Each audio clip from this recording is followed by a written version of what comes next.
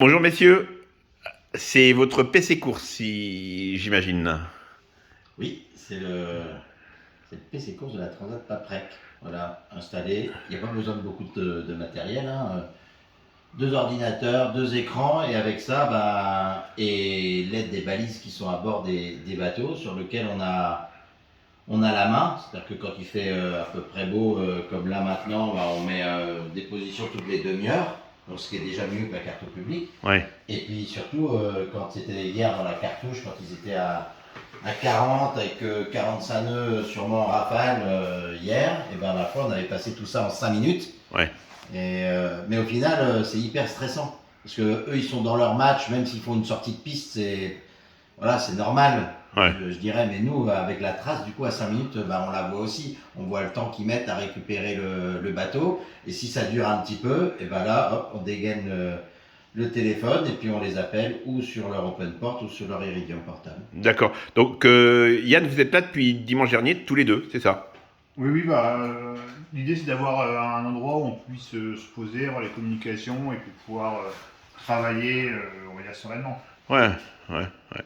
Donc vous faites des quarts aussi pour veiller, comme les marins? Comment ça se passe?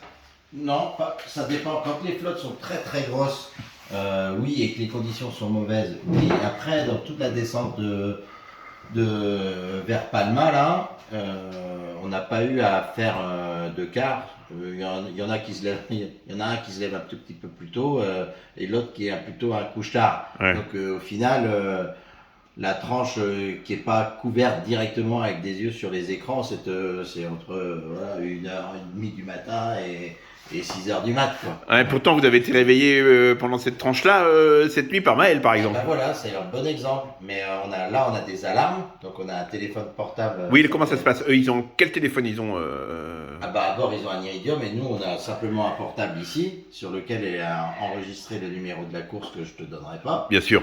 Voilà. Et par contre, il a une sonnerie. Elle est épouvantable. Donc là, elle est un peu douce là pour l'après-midi.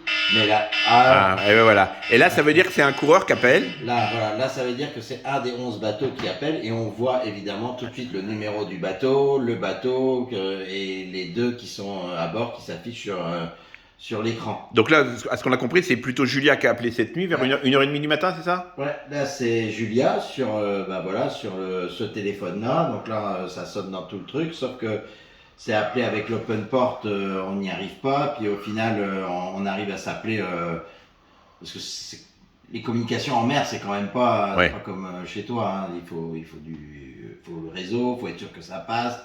Quelquefois, il y en a un qui entend, quelquefois l'autre n'entend pas. Donc là, en regardant les appels, on a mis 5 minutes à savoir clairement. Et là, pour le coup, au bout du troisième, quatrième coup de fil, c'était hyper clair. Et Julia, sans stress, sans rien, Vous avez expliqué. nous a expliqué que ils avaient fait un mauvais enchaînement et que de ce fait, le bateau était lent. Et ça, c'est appréciable. C'est-à-dire que nous, on a aussi des alarmes, Yann, sur le. C'est quoi ça? C'est des alarmes en fait qu'on paramètre sur la vitesse théorique du bateau par rapport au fichier vent, et donc quand ils sont en dessous d'un certain seuil, ça nous met une alerte en plus pour toujours avoir on va dire un œil bien présent sur la carte. Et tout ça, c'est pour la sécurité, bien entendu. Quoi. Il y a peut-être un qui est tombé à l'eau ou n'importe quoi. Voilà, d'accord, ok. Oui, Pardon, excuse-moi. nous, notre job et notre seul focus, on va dire quasiment, c'est la sécurité, Ouais. avec un deuxième focus sur le déroulement sportif de l'événement, mais ouais, la sécurité, c'est notre point le plus important. D'accord. Et là, par exemple, on peut voir sur les écrans comment ça se passe, là, c'est ça. Vous voyez toutes les vitesses et tout ça. Oui. On voit le placement plus que sur la cartographie, quoi. Mieux. Puis là, t'as le vent aussi. Ouais. T'as la coloration. Plus c'est foncé, plus il y a de l'air. D'accord. Moins c'est foncé, moins il y en a. T'as les barbules de vent, la direction du vent, t'as la position des bateaux. D'accord. Et je te disais tout à l'heure, tu peux les avoir à différents intervalles. D'accord. Voilà, on peut faire comme à bord, on charge les fichiers, on fait la météo, on essaie aussi de se mettre à leur place et de voir ce qui va se passer, ce qu'ils vont travailler par rapport à la pression, par rapport à l'angle, par rapport à la comment dirais-je, au placement par rapport aux adversaires. Ouais. Parce que ça, c'est assez remarquable sur cette course-là. Oui. C'est qu'il y a peu de différence de vitesse dans les 8-9 premiers. Enfin, Ouais. voilà, dans quasi la totalité de la flotte. Ouais. Si tu perds un peu sur un coup tactique, Ouais. bah, tu mets énormément de temps à revenir. C'est peut-être, Yann, ce qui explique que bah, il n'y a pas de grand coup de portée. Là, on a un recalage au sud ce matin de deux bateaux. Oui, de Gaston et Ouais, de. Gaston, Anne-Claire, et puis Camille et Pierre. Ouais. Mais on voit bien qu'ils ont réempanné assez vite. Voilà, d'accord. Et donc pour finir un petit peu, donc vous êtes là jusqu'à quand? Et ben on est là on vole là aussi en décalé. On va aller à Saint-Barth les accueillir, Mais en décalé, mais en décalé. pour qu'il y en ait un qui puisse faire la surveillance sanitaire. Exactement. Et quand on sera sûr que à Saint-Barth, le premier d'entre nous soit installé, et bien le second prendra l'avion. D'accord. Et si jamais il y a un vrai problème, vous faites intervenir les autorités, c'est ça? Ben là, il y a plusieurs stades Ouais. là-dedans. Il y a d'abord un premier problème, comme cette nuit, D'accord. avec Julia et Maël. Voilà, c'est un problème, ils appellent et d'ailleurs ils anticipent. Ça, c'est appréciable, ça montre déjà qu'il y a de la maturité sur ce bateau-là. Ouais. Parce qu'ils connaissent comment nous on travaille. C'est ça. Et ils se disent, si on leur dit pas là, les alarmes elles vont brailler chez eux de tous les côtés, ils vont s'inquiéter, on est lent. Donc avant que tout ça se mette en route, tac, là ils appellent et ils disent, bon attention, notre petit spi on peut plus l'utiliser, on va plutôt avoir des vitesses aux alentours de 9, 10 nœuds, vous inquiétez pas, Ouais. et puis on va rien faire cette nuit, on va attendre que ça se lève, on se répare, Ouais. on répare tout ça tranquillement, sereinement, quand on s'est reposé pour pas enchaîner les conneries quoi.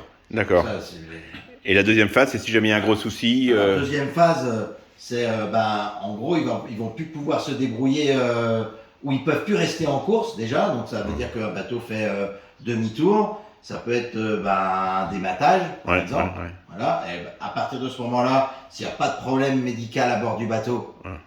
et on va les laisser travailler. On va tenir informé la flotte qui est à côté. On va alerter le centre régional opérationnel de surveillance et de sauvetage, qui est le Cross Greené qui suit D'accord. dans les eaux internationales nos bateaux, mais sans demander quoi que ce soit. Ouais. On va simplement leur dire, voilà, on a un petit problème, et on sait très bien que quand on a un dématage, ça peut aussi dégénérer Ouais. s'il y a de la mer, par exemple. Donc on met en stand-by tout ça, mais prêt à agir.